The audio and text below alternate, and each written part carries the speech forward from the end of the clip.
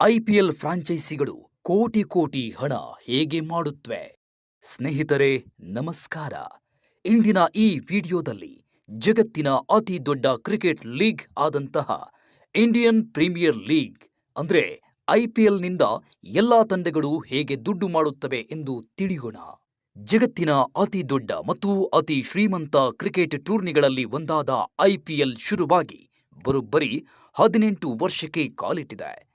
ಅಂದಿನಿಂದ ಇಲ್ಲಿಯವರೆಗೂ ಈ ಲೀಗ್ ವರ್ಷದಿಂದ ವರ್ಷಕ್ಕೆ ತನ್ನ ವ್ಯಾಪ್ತಿಯನ್ನ ಹೆಚ್ಚಿನ ಸ್ಥಾನಕ್ಕೆ ತೆಗೆದುಕೊಂಡು ಹೊಂಟಿದೆ. ಹಾಗಾದ್ರೆ ಈ ಐಪಿಎಲ್ನ ಪ್ರಮುಖ ಆದಾಯವೇನು?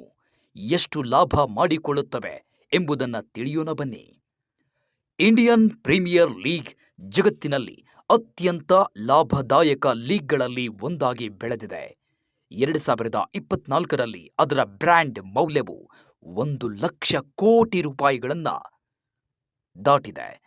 ಇದಕ್ಕೆ 48,000 ಕೋಟಿ ಮೀಡಿಯಾ ರೈಟ್ಸ್ ಒಂದೇ ಆಗಿದೆ. ಇನ್ನು ಆದಾಯದ ಪ್ರಮುಖ ಮೂಲಗಳು ಯಾವುವು ಎಂದು ನೋಡುವುದಾದ್ರೆ ಅದರಲ್ಲಿ first one central revenue pool ಆಗಿದೆ. ಬಿಸಿಸಿಐ ಪ್ರತಿ ವರ್ಷ ತನ್ನ ಟಿವಿ ರೈಟ್ಸ್ ಮತ್ತು ಸ್ಪಾನ್ಸರ್ಶಿಪ್ಸ್ನಿಂದ ಹೆಚ್ಚು ಹಣ ಗಳಿಸುತ್ತದೆ. ಬಟ್ ಆ ಎಲ್ಲ ಹಣದ ಒಂದು ಭಾಗವನ್ನ ಎಲ್ಲ ತಂಡಗಳಿಗೆ ಸಮಾನವಾಗಿ ಶೇರ್ ಮಾಡಲಾಗುತ್ತದೆ.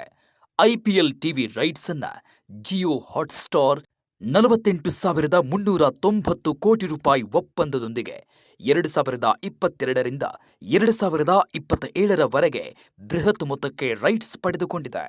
ಇನ್ನು ಎರಡನೇ ಇನ್ನೊಂದು ಆದಾಯದ ಮೂಲ ಟೀಮ್ ಸ್ಪಾನ್ಸರ್ಶಿಪ್. ಹೌದು, ಪ್ರತಿ ತಂಡವು ತನ್ನದೇ ಆದ ಪ್ರಾಯೋಜಕರನ್ನ ಹೊಂದಿರುತ್ತದೆ.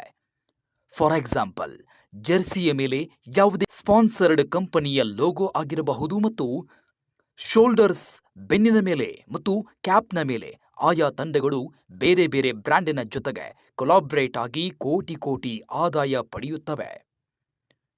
ನೀವು ಸ್ಕ್ರೀನ್ ಮೇಲೆ ಕಾಣುವಂತೆ ಹಲವು ರೀತಿಯ ಕಂಪನಿಗಳು ಅಫಿಷಿಯಲ್ ಐಪಿಎಲ್ ಸ್ಪಾನ್ಸರ್ಶಿಪ್ ಅನ್ನ ಪಡೆದುಕೊಂಡಿವೆ. ಅದರಂತೆ ಟೀಮ್ ವೈಸ್ ನೋಡೋದಾದ್ರೆ ಸಿಎಸ್ಕೆ, ಫೆಡ್ಎಕ್ಸ್, ಗಲ್ಫ್ ಆಯಿಲ್, ಎತಿಹಾಡ್ ಏರ್ವೇಸ್ ಮತ್ತು ಇತರೆ ಸ್ಕ್ರೀನ್ನಲ್ಲಿ ಕಾಣುವ ಕಂಪನಿಗಳ ಸ್ಪಾನ್ಸರ್ಶಿಪ್ ಪಡೆದುಕೊಂಡಿವೆ. ನೆಕ್ಸ್ಟ್, ಪ್ರತಿಷ್ಠಿತ ಐಪಿಎಲ್ ತಂಡವಾದ ಆರ್ಸಿಬಿ ಕೂಡ ಹಲವು ದೊಡ್ಡ ಕಂಪನಿಗಳ ಸ್ಪಾನ್ಸರ್ಶಿಪ್ ಅನ್ನ ಪಡೆದುಕೊಂಡಿದೆ. ಅದರಲ್ಲಿ ಪ್ರಮುಖವಾಗಿ ಖತಾರ್ ಏರ್ವೇಸ್, ಬಿರ್ಲಾ ಎಸ್ಟೇಟ್ಸ್ ಮತ್ತು ರಿಲಯನ್ಸ್ ಜಿಯೋಗಳಂತಹ ಇನ್ನೂ ಹಲವು ಕಂಪನಿಗಳು ಸ್ಪಾನ್ಸರ್ಶಿಪ್ಗಳನ್ನು ಪಡೆದುಕೊಂಡಿವೆ.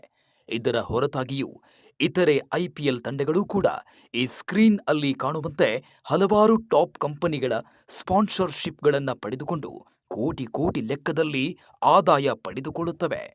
ಇನ್ನು ಐಪಿಎಲ್ನ ಇನ್ನೊಂದು ಮೂರನೇ ಆದಾಯದ ಮೂಲವೆಂದರೆ ಅದು ಮ್ಯಾಚ್ ಡೇ ರೆವಿನ್ಯೂ, ಅಂದ್ರೆ ಪಂದ್ಯದ ಟಿಕೆಟ್ಗಳ ಮಾರಾಟದಿಂದ ಬರುವ ಆದಾಯವಾಗಿದೆ. ಪ್ರತಿಯೊಂದು ಐಪಿಎಲ್ ಟೀಮ್ ಕನಿಷ್ಠ 7 ಪಂದ್ಯಗಳನ್ನು ಹೋಮ್ ಗ್ರೌಂಡ್ಗಳಲ್ಲಿ ಆಡಬಹುದು. ಅದರಿಂದ ಟಿಕೆಟ್ ಮಾರಾಟದಿಂದ ಬರುವ ಲಾಭದ 10% ಪಾಲನ್ನ ಹೋಮ್ ಟೀಮ್ ಪಡೆದುಕೊಳ್ಳುತ್ತದೆ ಮತ್ತು ಟಿಕೆಟ್ಸ್ಗಳನ್ನು ಮಾರಾಟ ಮಾಡಲು ಆಯಾ ತಂಡಗಳು ಹಕ್ಕುಗಳನ್ನು ಪಡೆದುಕೊಂಡಿರುತ್ತವೆ. ನೆಕ್ಸ್ಟ್, ಇದಾದ ನಂತರ ನಾಲ್ಕನೆಯ ಇನ್ನೊಂದು ಐಪಿಎಲ್ ಆದಾಯ ಮೂಲವೆಂದರೆ ಪ್ರೈಸ್ ಮನಿ. ಹೌದು, ಐಪಿಎಲ್ ಪ್ರತಿಯೊಂದು ತಂಡವು ಪಂದ್ಯಾವಳಿಯ ವಿಜೇತ ತಂಡವು ಬಹುಮಾನದ ಅತಿದೊಡ್ಡ ಪಾಲನ್ನ ಪಡೆಯುತ್ತದೆ. ಅದು ತಂಡದ ಮಾಲೀಕರು ಮತ್ತು ಆಟಗಾರರಿಗೆ ಹೋಗುತ್ತದೆ. 2023ರಲ್ಲಿ ವಿಜೇತರು 20 ಕೋಟಿ ರೂಪಾಯಿ, ರನ್ನರ್ ಅಪ್ 13 ಕೋಟಿ ರೂಪಾಯಿ ಮತ್ತು ಪ್ಲೇ ಆಫ್ನಲ್ಲಿ 3ನೇ ಸ್ಥಾನ ಪಡೆದುಕೊಂಡವರಿಗೆ ರೂಪಾಯಿ 7 ಕೋಟಿ ಮತ್ತು 4ನೇ ಸ್ಥಾನ ಪಡೆದುಕೊಂಡವರಿಗೆ 6.5 ಕೋಟಿ ರೂಪಾಯಿಗಳಷ್ಟು ಆದಾಯ ಹರಿದು ಬಂದಿತ್ತು. ಇನ್ನು ಇದಾದ ನಂತರ 5ನೆಯ ಇನ್ನೊಂದು ಐಪಿಎಲ್ನ ಆದಾಯದ ಮೂಲ ಆದಾಯದ ಆಪ್ಷನ್ ಮರ್ಚೆಂಡೈಸ್ ರೆವಿನ್ಯೂ, ಅಂದ್ರೆ ಪ್ರತಿ ತಂಡವು ತನ್ನ ತಂಡದ ಅಧಿಕೃತ ಬಟ್ಟೆ, ಜೆರ್ಸಿ, ಕ್ರೀಡಾ ಸಾಮಗ್ರಿಗಳು ಸೇರಿದಂತೆ ಇನ್ನೂ ಅನೇಕ ವಸ್ತುಗಳ ಮಾರಾಟದ ಮೂಲಕ ಕೋಟಿ ಕೋಟಿ ಹಣ ಸಂಪಾದಿಸುತ್ತವೆ. ಇದರಿಂದ ಇಯರ್ಲಿ $30 ಮಿಲಿಯನ್ ಹಣ ಸಂಪಾದಿಸುತ್ತವೆ. ಇದರಲ್ಲಿ ಟಿ ಶರ್ಟ್ಸ್ಗಳು, ಕ್ಯಾಪ್ಗಳು, ಬ್ಯಾಟ್ಗಳು ಮತ್ತು ಕೈಗಡಿಯಾರಗಳು ಪ್ರಮುಖ ವಸ್ತುಗಳಾಗಿವೆ. ಇವುಗಳೆಲ್ಲವನ್ನ ಐಪಿಎಲ್ ಟೀಮ್ ತಮ್ಮ ವೆಬ್ಸೈಟ್ಗಳಲ್ಲಿ ಮಾರಾಟ ಮಾಡುತ್ತಿರುತ್ತವೆ. ಈಗ ಹೇಳಿದ ಈ ಎಲ್ಲ ಅಂಶಗಳು ಪ್ರಮುಖವಾಗಿ ಐಪಿಎಲ್ ಟೀಮ್ಗಳಿಗೆ ಬರುವ ಆದಾಯದ ಮೂಲಗಳಾಗಿವೆ. ಇಷ್ಟೇ ಅಲ್ಲದೆ ತಂಡಗಳು selling stake, brand value, unlisted shares and investments in IPL, OTT platforms, franchise ರೈಟ್ಸ್ಗಳು ಸೇರಿದಂತೆ ಇನ್ನೂ ಹಲವು ಚಿಕ್ಕ ಚಿಕ್ಕ ಮೂಲಗಳಿಂದಲೂ ಕೂಡ ಹಣವನ್ನು ಪಡೆದುಕೊಳ್ಳುತ್ತವೆ. ಇದು ಭಾರತದ ಹೆಮ್ಮೆಯ ಒಂದು ಕ್ರಿಕೆಟ್ ಲೀಗ್ ಮತ್ತು ಜಗತ್ತಿನ ದೊಡ್ಡ ಮತ್ತು ಶ್ರೀಮಂತ ಕ್ರಿಕೆಟ್ ಲೀಗ್ ಎನಿಸಿಕೊಂಡ ಐಪಿಎಲ್ನ ಲಾಭ ಮತ್ತು ಆದಾಯದ ಕುರಿತ ಒಂದು ಸಂಕ್ಷಿಪ್ತ ವರದಿಯಾಗಿದೆ. ಇದೇ ರೀತಿ ಹಲವು ಇಂಟ್ರೆಸ್ಟಿಂಗ್ ಮಾಹಿತಿಗಳನ್ನು ತಿಳಿದುಕೊಳ್ಳಲು ಸಬ್ಸ್ಕ್ರೈಬ್ ಮಾಡಿ ಮತ್ತು ಮುಂದಿನ ವರದಿಯಲ್ಲಿ ಯಾವ ವಿಷಯದ ಬಗ್ಗೆ ಮಾಹಿತಿ ಬೇಕೆಂಬುದನ್ನು ಕಾಮೆಂಟ್ ಮಾಡಿ. ಧನ್ಯವಾದಗಳು.